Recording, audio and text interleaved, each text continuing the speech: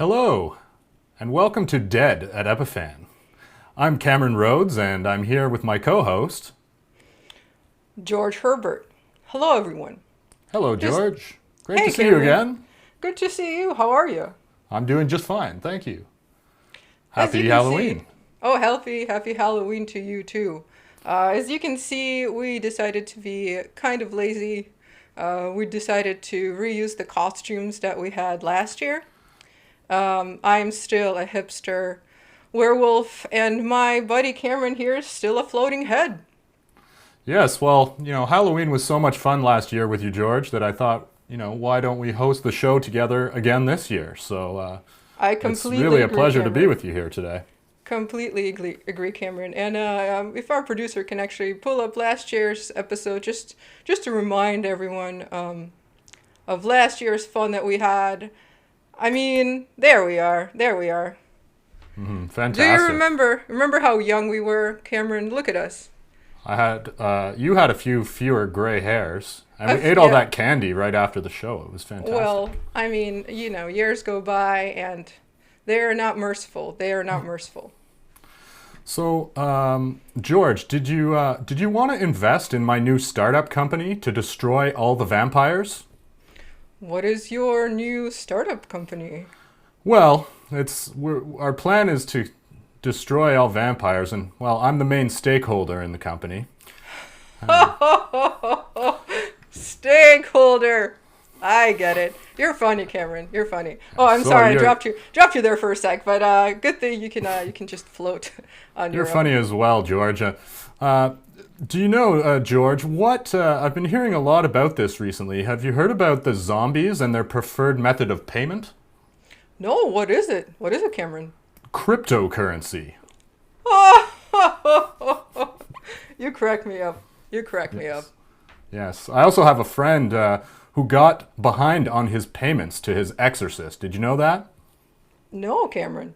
Yeah, he got behind on his payments, so he's been repossessed. You know, it's just too much for me. You're a hoot. You're a hoot.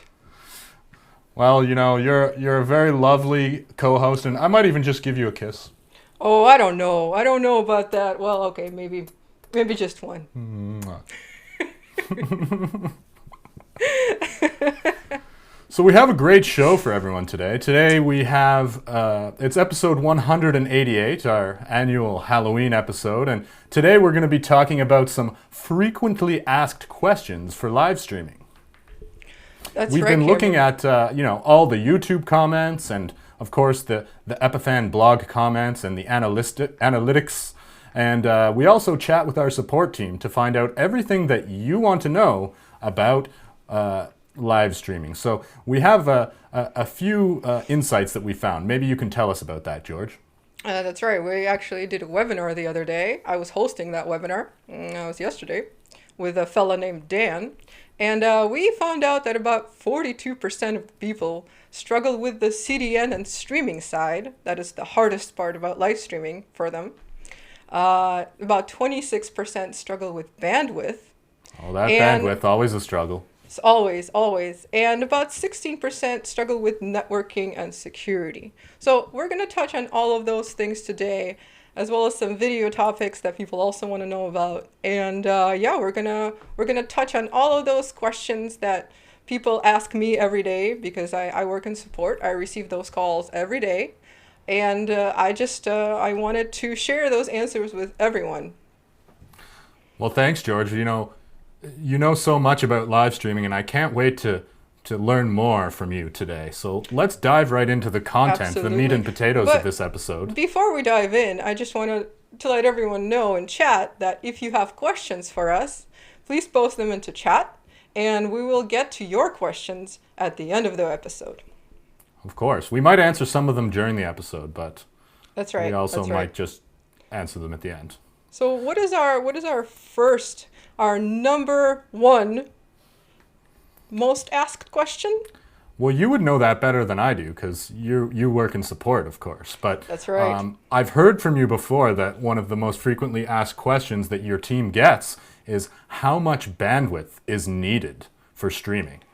That's right. Everyone asks that all the time, and one of our most popular blogs is actually about bandwidth. So as far as bandwidth goes, and forgive me if my voice kind of gets up there for a second. Um, so when we talk about bandwidth, when we talk about streaming bandwidth, we're of course talking about our internet speed, to be more specific, our upload internet speed. So in order to stream well, your your upload internet speed has to be sufficient. And we do have a slide up right now that talks about so it all depends on what it is that you are streaming. If you are streaming in HD quality, which is 720p, you're going to need less bandwidth. If you're streaming in 4K, it's going to get up there.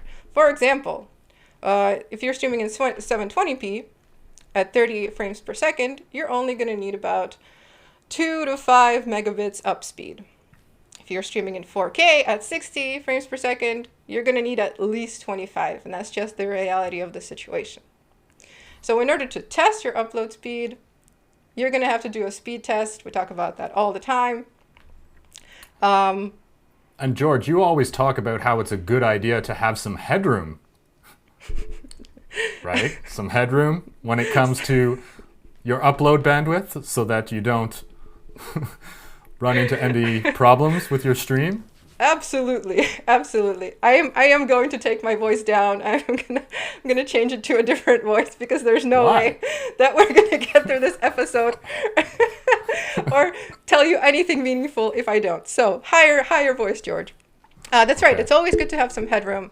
So if your bit rate, which we're gonna get into, whatever your bit rate is, so let's say it's 5,000 kilobits per second.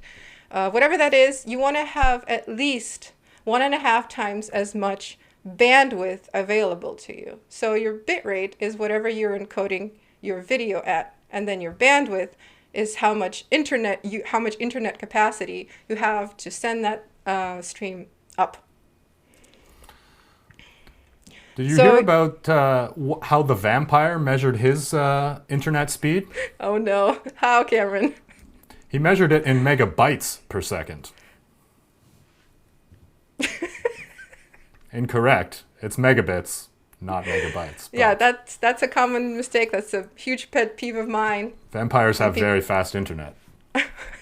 When people say megabytes instead of megabits, drives me crazy. Almost as much as interlaced video does, maybe a little bit more. Okay, so let me ask you, George, let's talk about some streaming settings. What are the best streaming settings? So the other question that people ask us all the time is, what should be my streaming settings? And this actually goes hand in hand with bandwidth. For your streaming settings, we're talking about parameters like resolution, bit rate that we just talked about, frame rate. All of that, there are recommendations that your CDN has, so YouTube or Facebook or wherever you're streaming. There's always a page there that tells you which settings you should be using. So this isn't like there's not one right answer as to what the best streaming settings are. You should always take into account how powerful your streaming device is, whether it's a computer or a hardware streaming device like Pearl. And of course, how much bandwidth is available to you, and adjust your streaming settings according to that. So if you have an older computer, say, and you're streaming with streaming software, then you kind of want to stay on the lower side. Your computer might not be able to handle it, especially if you live in an area where bandwidth is not the best. Now, if you want to stream fast-paced action, you are going to have to take your frame rate up there to about 60, which means the rest of your equipment has to be able to handle it. So you're going to need a good internet connection. You're going to need a reliable streaming device. So there's really not one answer to what the best streaming settings are. The advice there is to check out your CDN's recommendations, see what your hardware and software is capable of, and of course, run some tests. So with every setting that you do, make sure that you run a test beforehand and everything works, everything looks nice. We did a troubleshooting webinar yesterday that you can check out, and if you're experiencing troubles, try to adjust your settings to fit your particular situation and the resources available to you. Yes, and I think with this this slide we're looking at here, this is the recommended encoding settings for Twitch. And it offers a couple different settings depending on what type of software encoding. Well, actually, NVENC is hardware encoding if you have an NVIDIA graphics card in your computer. But any CDN will actually have the specific recommendations for their platform. So here you see there's a couple more recommendations. Yeah, this slide is here just to show the types of things you should be thinking about. So some things, there's not too much choice and there's really not much to worry about. Like, video codec is probably going to be H.264. The audio bitrate is probably always going to be 128 kilobits per second. So the things that you should be worried about are resolution. So 720p, 1080p, or 4K. The frame rate, if you're streaming something like an interview, 30 is totally fine. If you're streaming something fast-paced, then 60 is good. And of course the bit rate, as we talked about in that first slide, in the first question that we had about bit rate. Fantastic. Now another question, George, that I'm sure you get all the time is, there's some bitrate recommendations as well. I think. That's right. Yes. So there you go. It's kind of it could be confusing, bitrate and bandwidth. So bandwidth is usually written in megabits per second, and then bitrate is generally in kilobits. So these are the recommendations for these particular resolutions and frame rates. So anywhere within that range is good. The rest is up to you. Test, see what happens. Fantastic. Great advice, George. Thank you. Now, thank you, Cameron. Now something that I'm sure that people ask you about all the time is how are we doing our live streams here at Epiphan? We go live all the time, every week, webinars and our live show and various other things. So maybe, George, you could tell us a little bit about how we do our remote guest setup like we're doing today. That's right. So the number 3 question that we have today is, what is our remote guest setup, streaming setup? And this is a favorite question of a colleague of mine, Marta. You may know her from other streams, and she really enjoys talking about this because, as you guys can see, we're coming to you crystal clear right now. This is not Zoom quality. This is high quality video right here. This is like broadcast quality. For sure. On the internet. Especially that floating head right there. Look at that chroma keying. So hello. Excuse me. George, do you need a lozenge? I need a glass of water, but I'm not sure I can take it right now. Excuse me. So the way we are streaming right now is using a protocol called SRT, Secure Reliable Transport. We have a lot of webinars on that. We have some live shows that we've done. Essentially, it is a low latency streaming protocol that lets you achieve good quality even on not so good networks. So the way this works is you have to have an SRT encoder. In our case, it is a Pearl Mini. And the way this works is that each of us, both Cameron and myself, have a Pearl Mini sending an SRT stream to a Pearl 2 inside our studio. And our producer then takes that input, crops it, and that is the production quality audio and video that he uses for the stream. Now, Cameron and I are communicating on Zoom as our back channel. So you guys don't see that video, you don't hear that audio, it's just for us.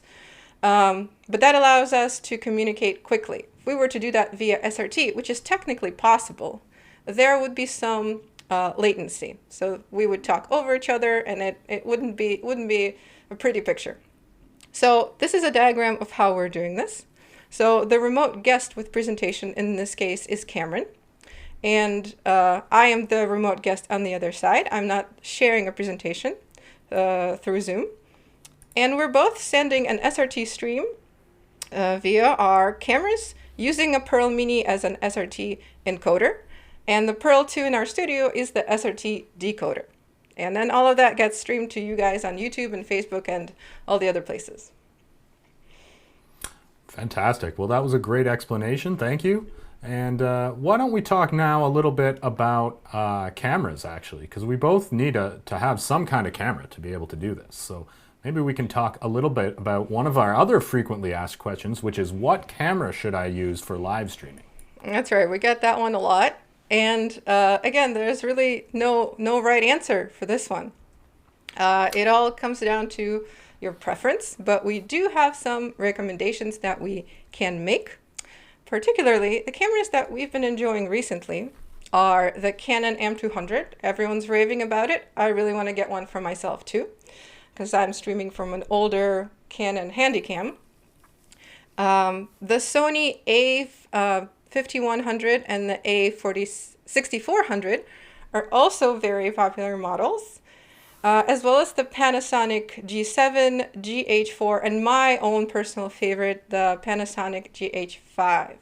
Now, what makes these cameras good for live streaming? Well, they have a few characteristics that are absolutely crucial for live streaming. First of all, they have a clean HDMI out, which means when you connect your HDMI cable to it, you can't see all of those UI overlays that you see on the camera display. Other things include the fact that they don't overheat. It's very important for longer streams. And also you can connect them to AC power using a dummy battery or just a regular plug, which means they can stream forever. As long as they're connected to power, they can stream. And my personal pet peeve, interlaced signal. That is your pet peeve, George. It really is. It really is. You do not like interlaced cameras, do you? Drives me crazy. Just drives me. I would rant about it, but I'm not going to because you did yesterday. I did. If you want to check out that rant of mine from yesterday, definitely check it out. But interlaced signal is not good for streaming. So progressive signal is what we're looking for. If your camera doesn't have that, doesn't have like 1080p or 720p, which is P is for progressive, don't get that camera. No interlaced cameras for streaming. And yes. Cameron, what are your favorite streaming cameras that you enjoy using? Well, not the C100 because the HDMI port never seems to work on it. I've had to replace it twice now. So I'm currently using the Canon M200 and I find it works quite well. It's a small mirrorless camera. It actually has an autofocus as well. So if I get closer to the lens or further away, the lens will automatically track my head and keep me in nice, sharp, crisp focus at all times. So as you're floating highly in the air recommend there. that camera. Absolutely. We do have actually an excellent blog post on epiphan.com/blog. And the blog post is called Best Cameras for Live Streaming. So if you do want to go into more depth on this topic, you can simply visit our blog. That's right. And I'm actually going to try to put that link into our chat. But sorry, I'm getting some notes from my producer right now. It seems like we're experiencing some technical difficulties. We're going to try to keep going. Yes, let's continue. Let's forge on. Let's. So what is our fifth most frequently asked question, Cameron? The fifth most frequently asked question that I believe our support team, you would know more. You work in support. That's right. But I've heard that, people are always looking for a way to connect their camera using HDMI. So one of the questions we get is, can I just connect my camera using HDMI directly to my computer using HDMI or USB? And George, you might know the answer to that. So the short answer is no. You cannot do that for a number of reasons. First of all, the HDMI port on your computer is most frequently an out port, not an in port. So it's for outputting video. Second reason is because HDMI video capture requires special drivers. So you can't just port stuff over using an HDMI cable to the computer without a device in between. And also, if you're thinking that you can connect your camera using a USB cable, that is also not really designed for video streaming. Although a few companies like Canon and Panasonic and Sony are coming up with firmware updates that let you use your camera as a webcam. So that's out there, especially in this pandemic situation. Companies have been working on that. However, you do need a capture card if you want to capture clean signal and have it go right into your computer like we have on the picture here. So you would need two cables, an HDMI and a USB. The HDMI goes from your camera into the capture card, and the USB goes into your computer. From there, using streaming software, you can stream wherever you want. There is a way to stream without a capture card, Cameron. There is a slide. There is a slide that we have for that we can show people. Okay. And the way you can do that is with a hardware encoder like Pearl Mini. Yes, you just connect your sources directly, press on button, and you're live. Shameless plug of Epiphan, a company I am affiliated with a little bit. So that means we don't need to use an unreliable open source software that may or may not work? That's right. That is exactly what it means. Okay, good. Well, maybe you can tell me, George, what is this Pearl Mini? What is the advantage here over connecting my camera to my computer directly? I'm sorry, Cameron. I'm having trouble hearing you because my computer is trying to disconnect my audio. Test, test. Can you hear me now? George, I thought you worked in support, George. Fantastic. Okay, well, I think we're experiencing some technical difficulties. I'm going to try to fix them. No problem. In the meantime, I will be happy. I can hear you now. You're back, George. It's a good thing that you're so skilled in technical support and troubleshooting, and you were able to solve that very quickly. Yes. It's true. So, George, I was trying to ask you, what is the advantage over using a hardware-based encoder to live stream over, say, using software on my laptop? So hardware encoders were purpose-built for live streaming. Computers are built for all kinds of stuff. And when you have a lot of things running on your computer, that can really overload the system. And you want to be able to do other things on your computer than just streaming. So whenever computers crash and you see that blue screen of death, it's because they weren't intended for streaming alone. Whereas hardware encoders were made specifically for that, which makes them a more reliable choice for live streaming. Fantastic. And with the Pearl Mini, I understand that there's even a nice touchscreen interface that you can do your switching directly on the device, which is nice. That's right. And if you guys want to learn more about that, I'm sure everyone who's watching us is more or less familiar with the Pearls. You can always visit our website, epiphan.com/product/Pearl2, Pearl Mini, and the soon to be available Pearl Nano as well. So and we should check now. I think it would. Oh, sorry to interrupt you, George. I thought now might be a good chance to check with our audience. Does anyone have any questions? Throw them in chat, or don't if you don't have any questions. But maybe Marta, I could ask you. Do you know what the Skeleton's favorite board game is? I'm sorry. What did you call me? Oh, George. Sorry, I thought I was hosting with our other colleague Marta for a second there. But all right. I was curious. Have you ever played a board game with a skeleton? Do you know what his favorite board game is? No. What is it, Cameron? It's Trivial Pursuit. That is very humorous. That is very humorous, Cameron. Yes. I think we're about ready to wrap up this show, so maybe we can remind people where they can find us, George. You always like to do that at the end of the show. So how about you let people know how they can connect with us after the show? I will, but would you let me know if we have any questions in chat first? I don't see any questions. We must be explaining things. Oh, we do see a question coming in actually from our friend Tim Trott. His question is, were there some recent changes in Facebook settings? Are you aware of any changes in Facebook settings, Marta? Or George? George, thank you.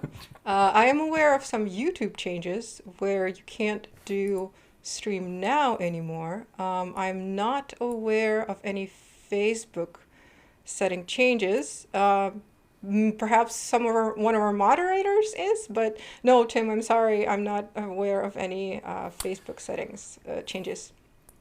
I was actually streaming with Facebook yesterday, and I know their interface has evolved this year in 2020. It's a little different than it was before, if you remember the Creator Studio back in 2019. But most recently, I'm not aware of any direct settings changes in the Creator Studio on Facebook. But if you could be more specific, Tim, maybe we could Yes, answer and your question. we're going to try to look into that, but don't have an answer for you right now, Tim.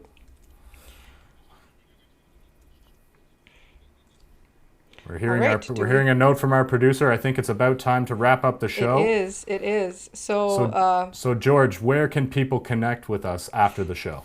So we have plenty more information on our website, and we do have webinars about once every 2 weeks. So sign up for our webinars at epiphan.com/webinars. And we have a blog, and there's a lot of really good stuff there. If you have a question, there's probably an answer in our blog, if the question is about live streaming, of course. And there's more episodes of Live at Epiphan right here on YouTube. So like, subscribe, do all the socially thingies, ring all the bells, and all that good stuff. And George, why did the ghost go into the bar? Why, Cameron? For the booze! Cameron, you are a funny guy, and I really appreciate you. Well, it's been a pleasure joining you for our annual Halloween episode, George. And until next time, let's say goodbye, and we'll see you next Thursday, as always, on Dead at Epiphan. Bye, everyone.